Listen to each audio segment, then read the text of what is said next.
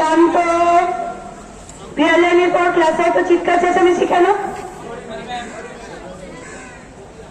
আগে আমরা শান্ত হয়ে 1 মিনিট বসবো, মন শান্ত করব, তারপরে আজকে পড়াশোনা শুরু করব। ঠিক প্রত্যেকের মুখে আঙুল, একদম মুখে আঙুল, একটা আওয়াজও যেন আমার কানে না আসে।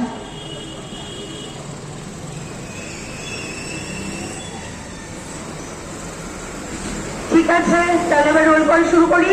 এরকমই শান্ত থাকবে কিন্তু, আমার কানে যেন একটিও আওয়াজ না আসে, তাহলে পানিশমেন্ট আছে। Okay, roll number 1, 2, 3, 4, 5, 6, 7, 8, roll number 9, roll number 10। কেন গো, অনেকদিন ধরেই তোরা স্কুলে আসছে না দেখছি। তুমি নিজে দেখেছো? আসতে নিজেদের মধ্যে কথা না, একজন করে। তুমি নিজে দেখেছো? আচ্ছা, আমি ওর সাথে পরে কথা বলে নেবো। তাহলে আজকে আমরা শুরু করি পড়াশোনা। আজকে আমরা একটা বেশ মজার বিষয় পড়বো। আমাকে প্রথমে বলো তো, যে গ্রহে আমরা বাস করি, তোমরা জানো সেই প্ল্যানেট বা গ্রহের নাম কি? একজন হাত তুলবে, চিৎকার হবে না, চিৎকার করলে পানিশমেন্ট, তাকে আর বলতেই দেবো না। অনিন্দিতা, ভুলে গিয়েছো তো?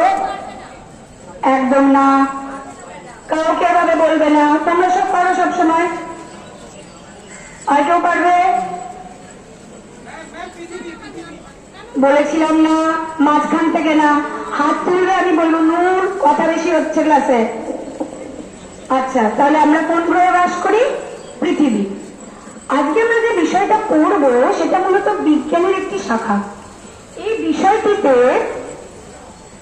এই যে পৃথিবী গ্রহ, যে গ্রহে আমরা বাস করছি, তার গঠন, তার ভূমিরূপ এবং পৃথিবীতে যারা বসবাস করছি আমরা মানুষ সবচেয়ে উন্নত প্রাণী বলে আমরা নিজেদের দাবি করি, এবং সত্যি তার।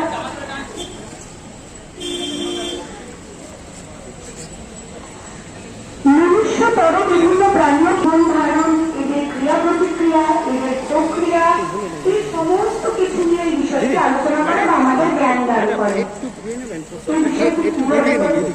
আমি একদিন বলেছিলাম ক্লাসে, মনে আছে গেল, হাত তুলবে, চিৎকার নয়। বলতে পারবে কেউ? বলো, পারবেন? বলো, মনে করছো না? না, একবার বলেছো আর না। আর কে? আসতে একদম নয়, ক্লাস থেকে কিন্তু মার করবে, গান করে গান করে একবার চুপ, একদম চুপ। আসতে, শান্ত, জ্ঞান নিয়ে শান্ত হয়ে বলো। Geography, very good, geography. আচ্ছা, এবার এখানে একটা মজার ব্যাপার আছে। আমাদের দেশ কি নাম? ভারতবর্ষ। এটা কোন ভাষায় ভারতবর্ষ বলি আমরা? বাংলাতে। ইংরেজিতে আমাদের দেশের নাম আমরা কি বলি? ইন্ডিয়া। এই জিওগ্রাফির ব্যাপারটা ঠিক তাই। আমরা ইংলিশে বলি জিওগ্রাফি, বাংলাতে কি বলি?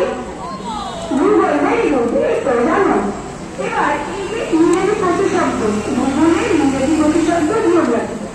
এই জিওগ্রাফি একটা মাদার ওয়ার্ড আছে, মানে যেখান থেকে এই জিওগ্রাফি শব্দটি উৎপত্তি হয়েছে। সেই শব্দটি কি আমি বোর্ডে লিখে দিই, তোমরা লিখে নেবে, ঠিক আছে? এটা যেন কোনোদিন না বলা হয়, এইভাবে মাথায় ঢোকাবে। I'm warning you for the last time. Don't do that. এবার কিন্তু সত্যি পানিশমেন্ট পাবো।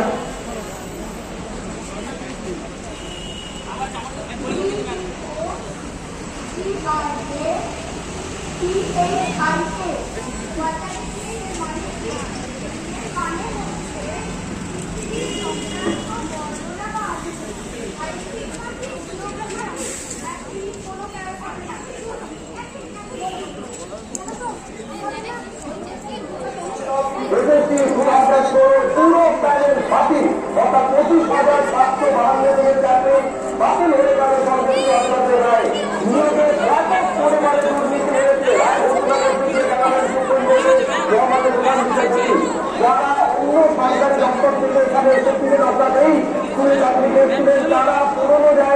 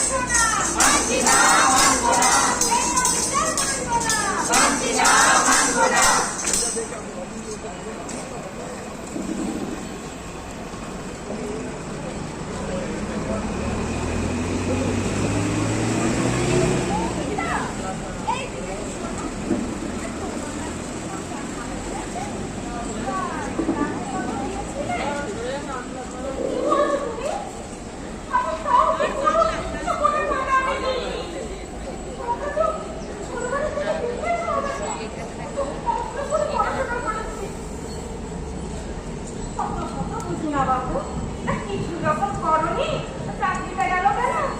ওখানে অত বড় বড় লোকজন বসে আছে, কেউ কি কিছুই জানে না? কি সব দিন এলো, হ্যাঁ? এমন বড় কথা কেই বা কবে শুনেছে, কেই বা কবে দেখেছে? হ্যাঁ, টাকা দিয়ে শিক্ষকের চাকরি কেনা, দেশটা পুরো চোর আর অকর্মণ্যে ভরে গেল।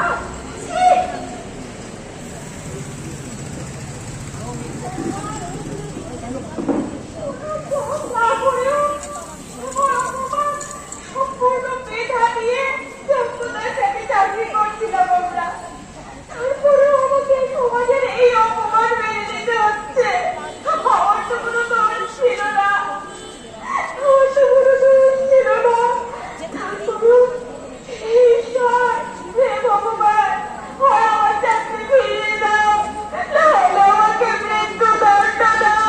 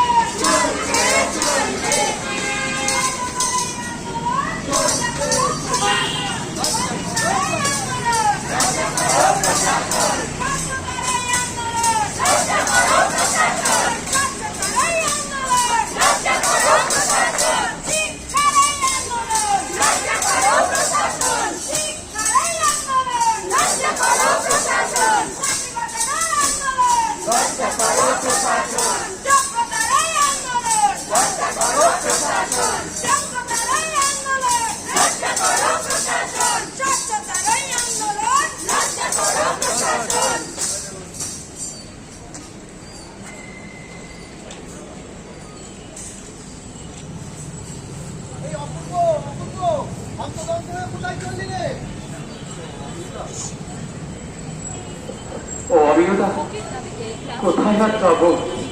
তুমি তো সবই জানো। অমিয়তা, কি করি বলো তো এই মুহূর্তে? তোর চাকরিটা নাকি আর নেই?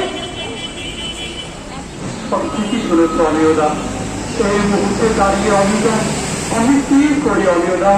মাথার উপরে এত লোনের বোঝা, সংসারে এত খরচ, বাবা মায়ের ওষুধের খরচ, ছেলে মেয়ের খরচ, আমি কোথায় যাই অমিয়তা? আমি তো পুরো দিগ্ভ্রান্ত হয়ে গেছি অমিয়তা। আমার মাথায় কিছু কাজ করছে না। কিছু একটা উপায় তুমি বলো অমিয়তা। চিন্তা করিস না, চিন্তা করিস না, আমি তোর পাড়া প্রতিবেশী তো। তা চাকরি পাওয়ার পরে শুনেছিলাম তুই নাকি একটা জমি কিনেছিস। তা বুদ্ধি রে, তুই যদি জমিটা আমার কাছে একটু কম দামে বিক্রি করিস, তবু তো হাতে কিছু টাকা পাবি। কি বলছো অমিয়তা তুমি? দীর্ঘদিন তিল করে জমিয়ে এই জমিটা আমি তৈরি করেছি। এই জমিটা আমি তিল করে কিনেছি অমিয়তা। তাই বলছিলাম কি, যদি চিন্তা ভাবনা করে জমিটা আমি বিক্রি করে দিই। আচ্ছা অমিয়তা, আমি বাড়িতে যাই, দেখি সকলের সঙ্গে কথাবার্তা করি, কি হয় দেখি, তারপরে তোমাকে জানাবো অমিয়তা। ঠিক আছে অমিয়তা? ঠিক আছে, তুই বাড়ি যা, আমি কিন্তু তোর জমির আশায় রইলাম। হ্যাঁ কেমন? টাকার প্রয়োজন পড়লে আমার কাছে চলে আসিস, কেমন? ঠিক আছে অমিয়তা।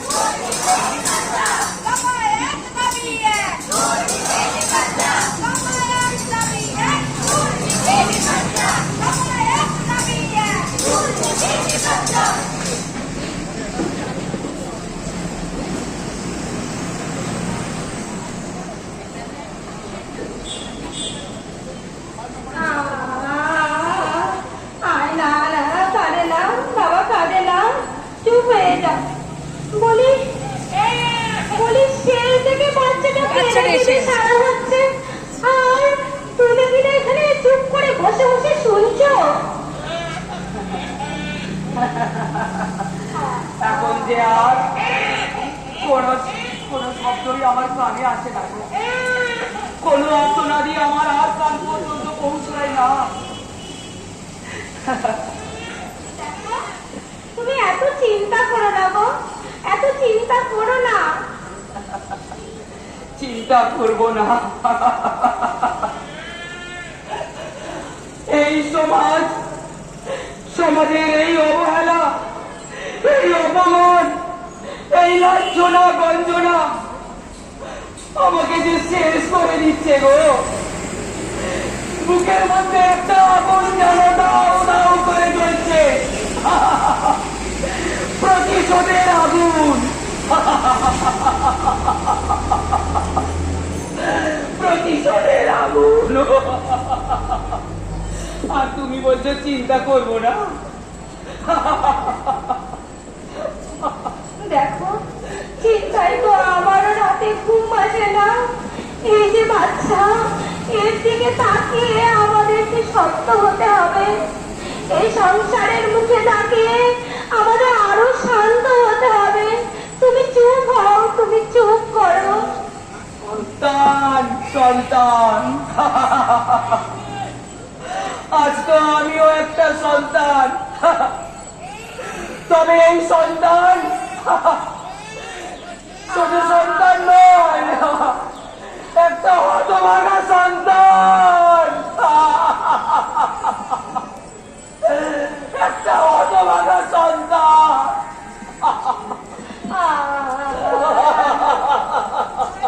দেখো, এত ভেঙে পড়ো না, এত ভেঙে পড়ো না। আমি বলছি এর একটা নিশ্চয়ই বিহিত হবেই হবে। এমনি করে এত নিষ্পাপ নিরপরাধ যোগ্য শিক্ষক শিক্ষিকা কর্মচারী এদের এত সহজে প্রাণের বলিদান হতে পারে না গো। তুমি একটু শান্ত হও। ব্যবস্থা শান্ত। এই প্রতিটা মুহূর্তে, প্রতিটা সময়ে, প্রতিটা সেকেন্ডে যে সান্ত্বনার প্রতিশ্রুতি দিয়ে আমাদেরকে শান্ত করে রাখার চেষ্টা চলছে, সেই আশায় আশায় আজ দীর্ঘটা দিন আমরা রাস্তায় রাস্তায় ঘুরে বেড়াচ্ছি কুকুর বিড়ালের মতো। হাতের পুতুলের মতো আমাদেরকে যেমন খুশি তেমন ঘোরাচ্ছে। বলতে পারো, বলতে পারো, বলতে পারো তোমরা এর বিহিত কি আছে? আমি সেই আশায় বসে আছি। আচ্ছা বলো তো, তুমি কি যেন বলছিলে? বলছিলাম, বাবুর সেরেলাকটা তো শেষ হয়ে এলো গো। হ্যাঁ হ্যাঁ হ্যাঁ, ঠিক ঠিক, ওটা তো এখন কিনতে যাবো, কিন্তু জানি না আগামী দিনে কি হবে। আর কয়েকটা মাস পরে আমার সন্তান কি খাবে, আমি আমার পরিবারকে কিভাবে দেখবো, আমি কিন্তু জানি না। আমি কোথায় যাব, কি হবে আমার? বলতে পারো, বলতে পারো কি হবে? তুমি কি বুঝতে পারছো আমরা কোথায় গিয়ে যাব, কোথায় বলবো আমরা? বলতে পারো? দেখো, এখনো পর্যন্ত আমার দৃঢ় বিশ্বাস, আমার মহামান্য সুপ্রিম কোর্টের উপর এখনো দৃঢ় বিশ্বাস রয়েছে। এই সুপ্রিম কোর্টে আমাদের সংবিধানের সর্বশ্রেষ্ঠ। বল প্রয়োগ করে নিশ্চয়ই আমরা সবাই সেখান থেকে বেঁচে ফিরে আসবোই। তুমি দেখো। কি বলেছো? আমরা তো সেই আশায় আশায় দিন কাটছি। তবে জানো তো আজকের এই এখানে বসে আমার সেই রবি ঠাকুরের সেই 2 বিঘা জমি, সেই দুটো লাইন মনে পড়ছে। তুমি কি জানো সেই শেষ দুটো লাইন? মনে আবার নেই। আমি শুধু হাসি আর চোখালি হাসি। এই ছিল মোর ঘটে, তুমি মহারাজ সাধু হলে আজ তোমার ঘটে।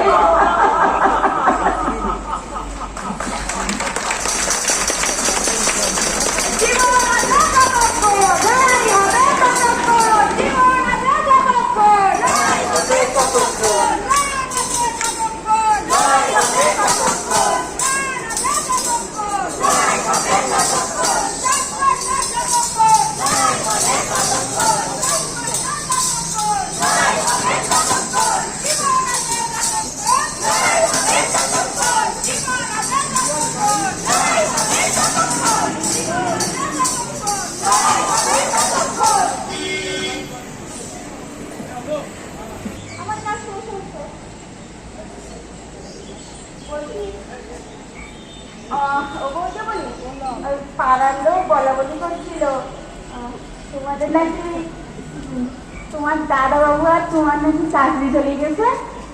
আমি কিন্তু আসলে টান দিইনি, আসলে কি বলতো আমার এই মাসে টাকাটা যদি দিয়ে যেতে, মানে আমি কিন্তু কাজ করেছি আর কি। তোমার টাকাটা কি এখনই প্রয়োজন? এই তো গত মাসে তোমার মেয়ের বিয়ের জন্য তুমি যা যা চাইলে সবকিছু তো আমি তোমাকে দিয়ে দিলাম। আরো বললাম যে যদি আরো কিছু লাগে তোমার মেয়ের জন্য আমি দেবো।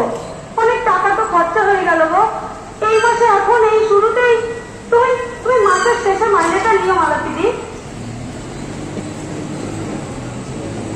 আসলে ওই পাড়ার যে কি এক মনি আছে না, উনি একটা কাজের লোকের খোঁজ করছিল। আসলে আমি একটু দেখা করতে যেতাম, তোমাদের তো চাকরিটা নেই, তাই মাইনে কখন কি পাও না পাও খাওয়া তো ওই দিয়েই সংসার চলে বলো। মালতীদি, আজকে কতদিন ধরে তুমি আমার বাড়িতে কাজ করছো, তুমি এতটুকু বিশ্বাস করতে পারছো না যে আমি তোমাকে মাইনেটুকু দেবো?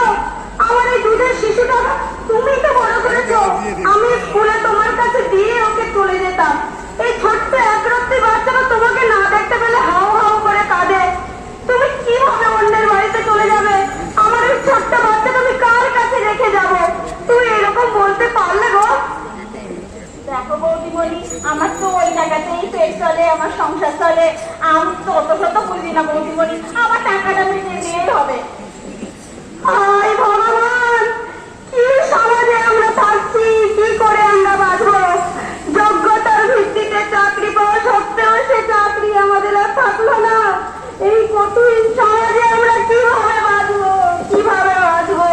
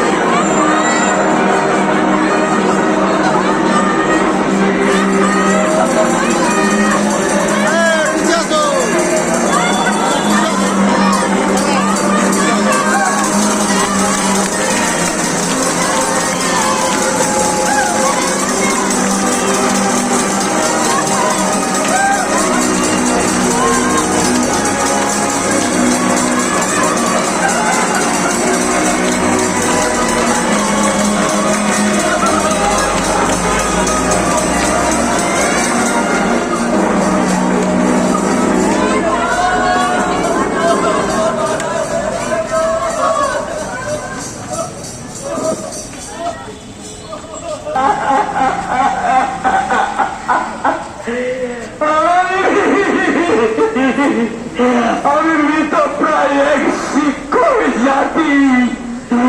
এই বর্বরিচিত পুলিশ অবিট চোখের মতো নির্মম ভাবে যে পলাঘাত আমার পেটের উপরে করলো, এই পলাঘাত আমার উপরে ছিল না, ছিল এই সমগ্র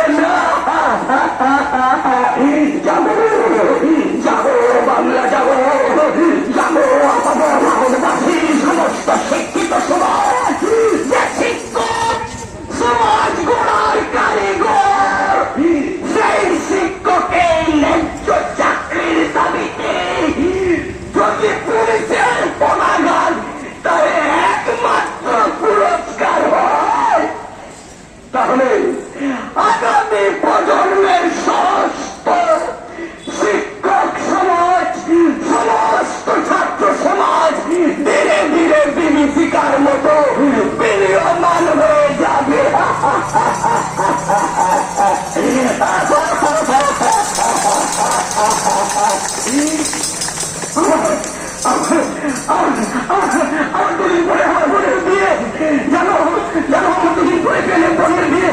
আমার আমার মাথার উপরে অনেক লোন, আমি এখন বুঝতে পারছি না আমি কি করে করবো, কি করে বোনের বিয়েকে সম্পাদন করবো। এই মুহূর্তে যদি বোনের বাড়ি কেউ জেনে যায় তাহলে আমার বোনের বিয়ে তো ভেঙে যাবে।